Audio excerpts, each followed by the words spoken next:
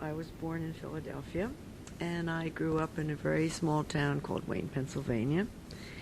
And when I was 4 years old, I was in kindergarten class, and my teacher thought better to put me in the corner, not in the corner as punishment.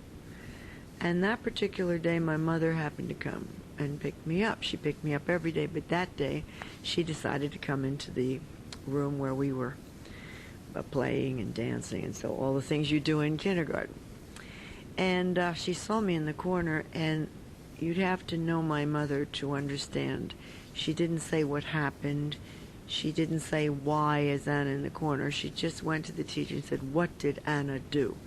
Because she was so convinced that everything was always my fault, and I was really sort of an angelic kid. I mean, I wasn't allowed. I was kept so strictly that...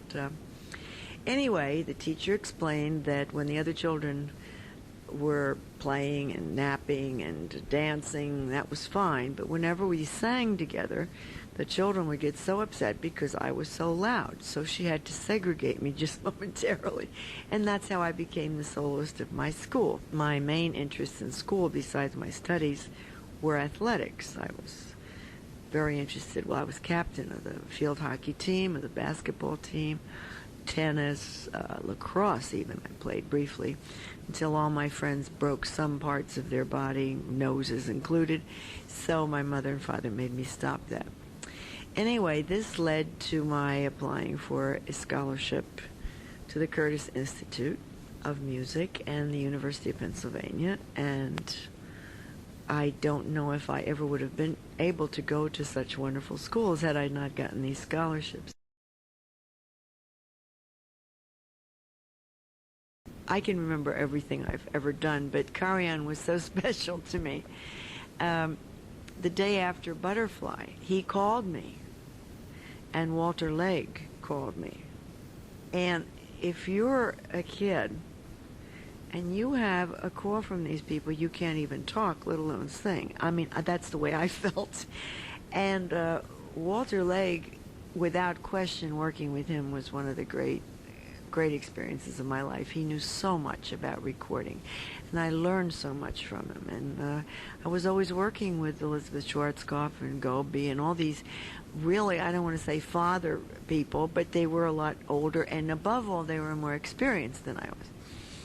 And that I always would say, bene, bene, you know, and encourage me, and they were always so nice to me. And Callas was really so nice to me.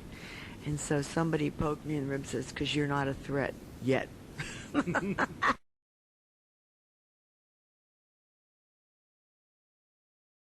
Mr. Bing called me again. He said, Miss Moffo, I see you're doing this and this and this and this.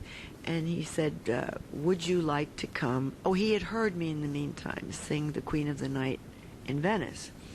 So he said, I'd like to invite you to do The Queen of the Night in Gilda. I said, Mr. Bing, there's nothing I want more than to sing at the Met, but they're not for debut. Maybe after I make my debut, I'd be happy to do these two roles, but I don't see either of them at that moment. Well, crash on the phone. And I thought, well, that's the end of that. He'll never call me again. And then Miss Tibaldi became ill, so in addition to my own Traviatas, I filled in for her in La Boheme, and went back to Milano to do Lucia, I guess, at La Scala, where I had already done Falstaff with Karajan. And the phone rings, and I'm lying in bed in Milano, and here's Mr. Bing again, and he said, Miss Moffo, this is positively the last time I'm going to invite you. If you are interested, I would be happy to have you as Traviata. And before he got the tie out, Traviata, yes, I said. That was a perfect debut, and I'm about to do my 900th performance.